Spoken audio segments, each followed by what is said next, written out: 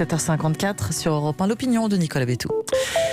Nicolas, le premier tour des municipales a battu un record, celui de l'abstention. Oui, un record battu et même pulvérisé par rapport aux élections municipales précédentes, puisque pour la première fois de notre histoire contemporaine, moins de la moitié des électeurs se sera déplacé pour élire son maire. Dans un exercice, les élections, où la barre de la majorité des voix plus une a un sens si profond, avoir moins de 50% de votants, c'est un vrai sujet démocratique. Dans certains cas, dans certaines très grandes villes en particulier, il y a même eu moins d'un tiers de votants, ce qui veut dire que le maire pourra être élu avec 10-15% des voix. Ce n'est pas un déni de démocratie, mais à coup sûr, on est à la limite de ce qu'exige la démocratie. Avec un second tour dimanche prochain qui est plus que jamais incertain. Absolument, et même si le gouvernement maintenait ce second tour, comme on sait que l'épidémie aura progressé d'ici là, comme on pressent qu'il pourra même y avoir des mesures de confinement plus ou moins sévères, eh bien, il n'y a aucune chance pour que cette participation remonte.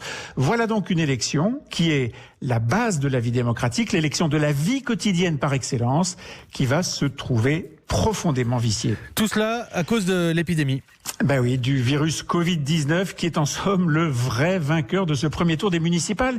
C'est lui qui a occupé tous les débats. Ce sont les scientifiques et les médecins qui ont monopolisé la soirée électorale, pas les politiques.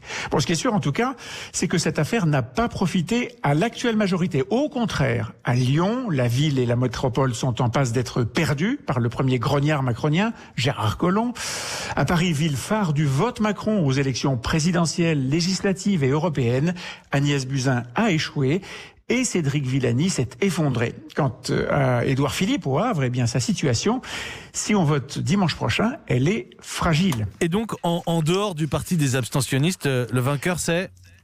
Sûrement pas les Républicains, qui font une lourde contre-performance à Bordeaux, à Toulouse, à Marseille. Non, ce sont les Verts qui progressent fortement et qui prouvent que la tectonique des plaques, provoquée il y a 3 ans par l'irruption de la République en marche et d'Emmanuel Macron, cette tectonique des plaques continue à transformer le paysage politique de la France. Cette fois, ce sont les Verts qui frappent un joli coup et qui démontrent que dans les territoires de conquête, ils sont capables de confirmer leur domination sur les socialistes. Le rose cède un peu plus la place au vert. La grande recomposition politique en France n'est pas terminée. Merci Nicolas Bétou. L'opinion de Nicolas Bétou, le directeur du journal L'Opinion, c'est tous les matins, votre édito, juste avant le journal de